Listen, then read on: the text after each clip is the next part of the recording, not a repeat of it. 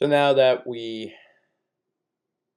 looked at and figured out the process of being hired and getting on the job, learning through the academy, trying to negotiate the subculture that is law enforcement, we move into what the majority of policing and law enforcement is about, and that is the actual on duty type work that you may have to do.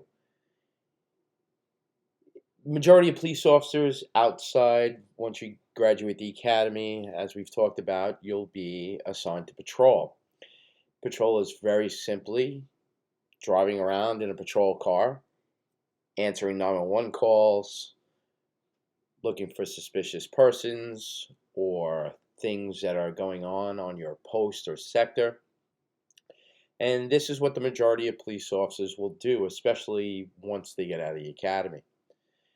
There are two types of patrol, generally. One is on foot and one is in a patrol car, an RMP, as I said the other day.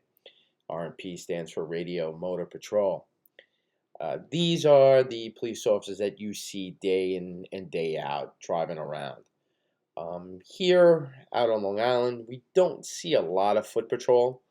You may see them occasionally for some type of event or maybe in a business district, but we generally don't see them out here. We do see them a lot in New York City. They are pretty much in every single precinct. And the fact is that the reason why they could do that is because they have the amount of personnel. They actually don't have as many cars as they do police officers. So what they do is they supplement the patrol cars with foot patrol. Patrol is called the gatekeepers of the criminal justice system. And the reason why they're called the gatekeepers is very simply because they're pretty much the first line of defense, or what you're going to see, or if you have any run ins in the criminal justice system, it's basically going to come from patrol officers. These officers will have a lot of discretion in what they are allowed to do, and what they do on a daily basis. Of course, they will have to, answer 911 calls, but they can pretty much drive around their post wherever they want, or they can, back people up or write a summons or do something else. But these patrol officers are known as the gatekeepers of the criminal justice system. And honestly, your time on patrol is what really is going to make you as a police officer. It's going to give you that law enforcement experience. And there's no real other location in law enforcement for you to learn how to be a police officer than being on patrol. Patrol's main function, again, going back to Sir Robert Peel, is to deter crime prevention. They do this one way of creating that omnipresence. What is omnipresence? Well, that's the belief that police are always around. Why don't you just go through the red light? Why don't you just speed? Why don't you just, you know, commit any crime? That's because the belief, O.W. Wilson, a criminologist, basically you believe that police are everywhere or right around the corner.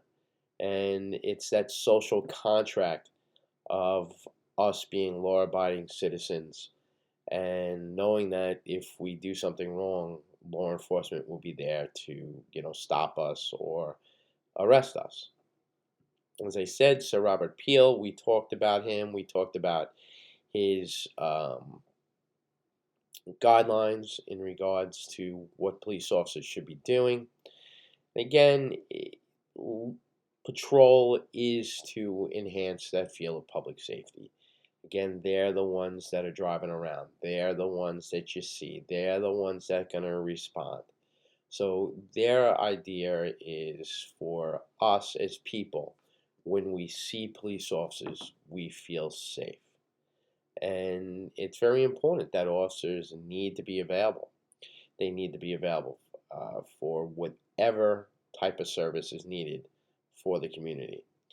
They will respond to any type of call, a domestic, a dispute, a fight, a robbery, a shooting. Right? So whatever they're needed, they are around and they will respond. And by doing so, Sir Robert Peel believes that that would deter crime as well as have that feeling of safety that the public will have, knowing that police officers are around. The old saying is, there's never a cop when you need one. That's basically what they're talking about. There should always be a police officer when you need one. That's their job.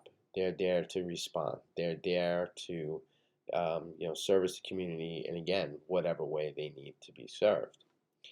Now, how do we do patrol? Well, we talked about one way, and one way is foot patrol.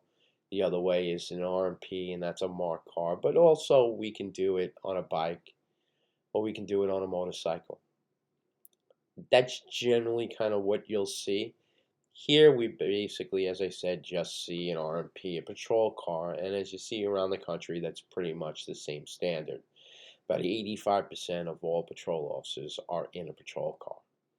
About 4%, again, you're going to find these at your major large police departments. New York City, probably of that 4%, makes up most of that 4% because they have so many extra police officers that they can do foot patrol.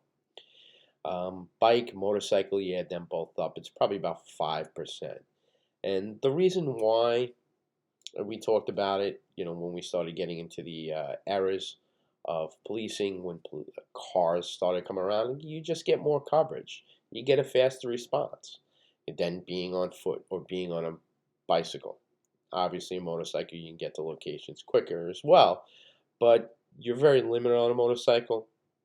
Motorcycles are usually generally kind of patrol in regards to highway or something like that.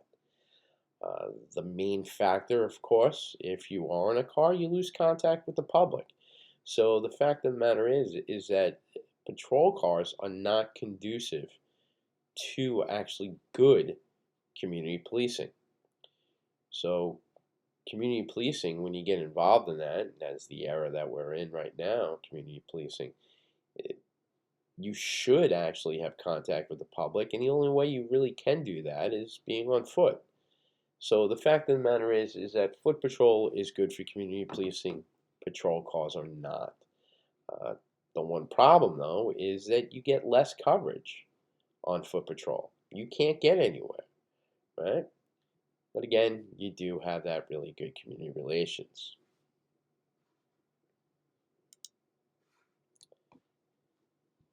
As for distribution, what do we see percent that are actually assigned patrol in regards to a police department? Well, again, that'll depend upon the actual department. It'll depend upon the department's needs. It'll depend upon the community. It'll depend, is it rural? Is it urban? Does it have a lot of crime? Is it low on crime? Time and day are also going to be two major factors. Midnights, you would have less people on patrol. Day tours, you'd probably have more. Your 4 to 12s, even though it's probably the biggest time of when crime statistically takes place, you'd probably have less police officers than you would on day tours. So the fact of the matter is that it depends on a lot.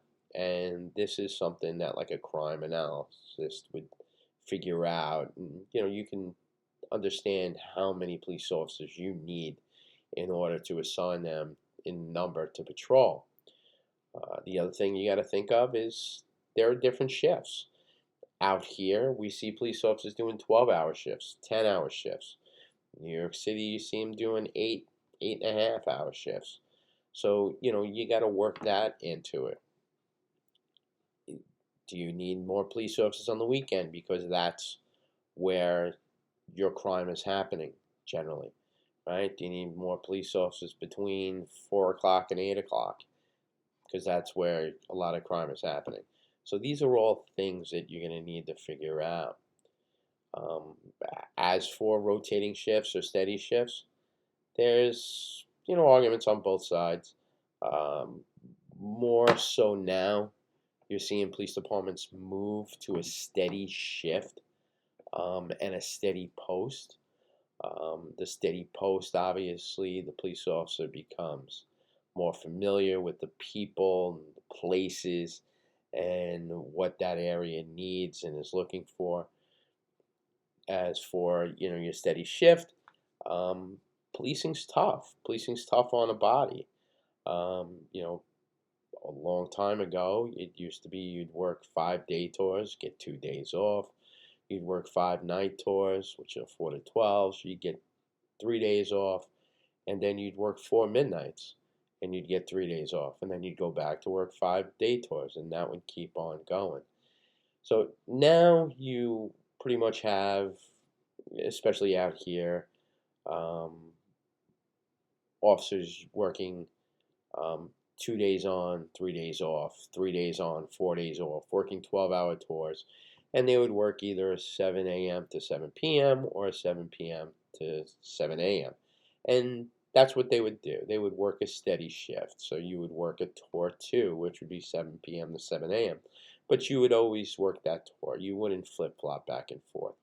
And it's actually better psychologically, it's better for the body, it's better for your home life. So all these things are taken into account. The other big thing in regards to patrol here is the determination of you're going to put one police officer in the car or 2 police officers in the car. Again, here, as the Police Foundation study, we fall right into that 89%. Suffolk and Nassau County, for the majority, uses 1 officer police cars. Statistically, even though they do get assaulted, um, they have found that because of the amount of number, they're going to get assaulted more because there's 89% of them. But per number of officers, it is less likely for 1 officer to get assaulted or resist arrest. You got to ask yourself why that is. Why would 1 officer be less likely to get assaulted or have a subject resist? It could be that he or she is more tactically attuned to what's going on. They attempt to de-escalate quickly or more, or they just wait to do things until they do get assistance. And, you really can't nail down a full reason of why that is. But, those are some of the explanations that happen when you have 2 officer cars. You'd more likely be um, quicker to use, I guess, maybe whatever type of force that may then get you assaulted or have the subject resist, because you do have that assistance kind of with you and you rely on that other officer. Again, that's just one possible scenario.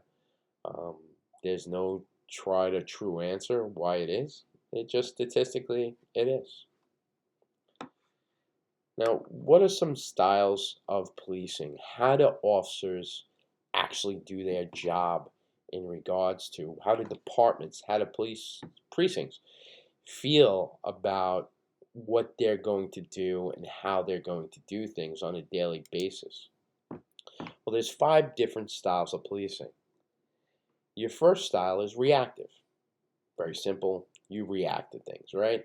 You react to a 911 call. You respond to a 911 call.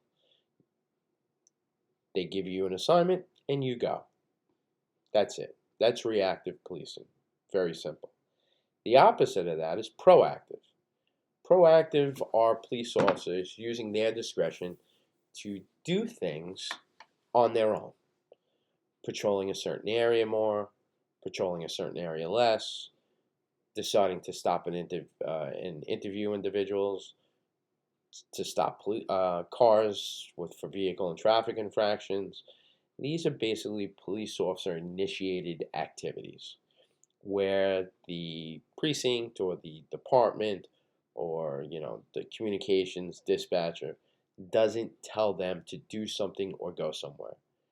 These are police officers that do it on their own. Supervisors can play a part in this. Generally, they're responsible for anywhere between 1 and 8 police officers, and they can basically kind of mold their officers in kind of what the supervisor wants to see them doing. If a supervisor is just okay with the police officers to being reactive and just handling their 911 assignments, then that's fine. If a supervisor wants them to be more active in stopping people and issuing more summonses, he or she can also play that type of part and get his or her officers to do certain activities on their own. Right? The third one is a watchman. We've heard this before, way back in colonial times. Again, I said it was kind of close to what we kind of see now. And we do see a watchman style of policing. And it's basically an emphasis on peacekeeping, keeping the peace. You do this without being aggressive. Right? And it also allows few controls over police officers. This is very close to what community policing is. You give a lot of discretion to these officers.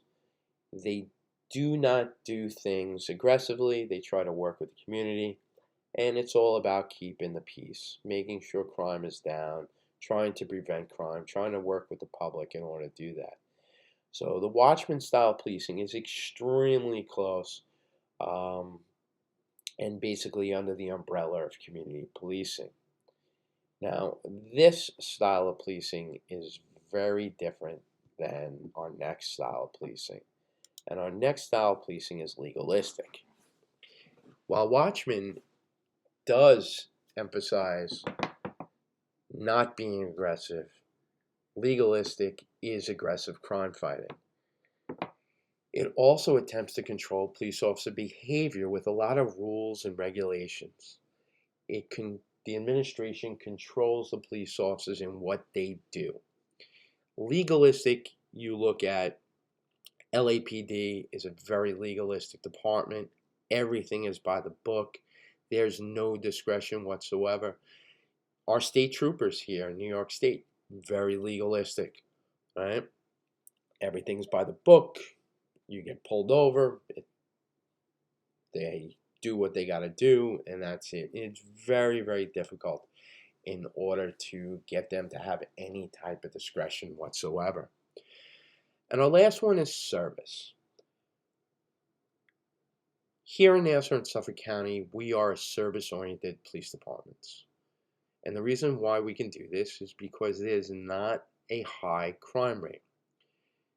Suburban departments are very commonly service-oriented departments.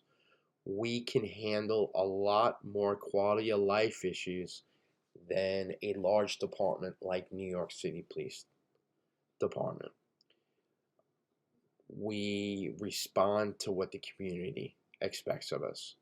The community here in Nassau and Suffolk counties, they pay a lot of taxes, and therefore they want service.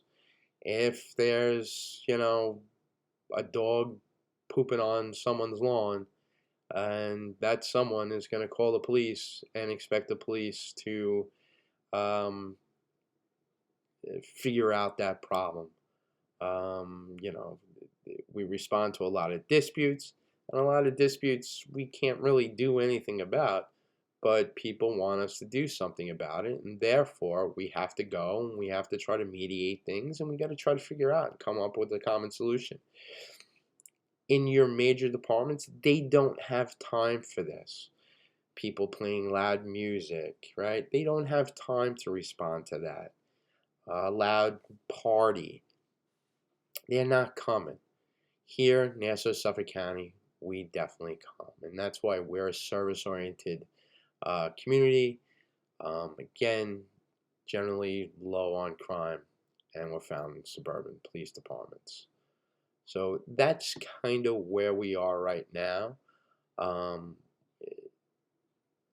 the next part of this unit, we'll be talking about some very, very important studies that were done on policing, specifically in regards to patrol.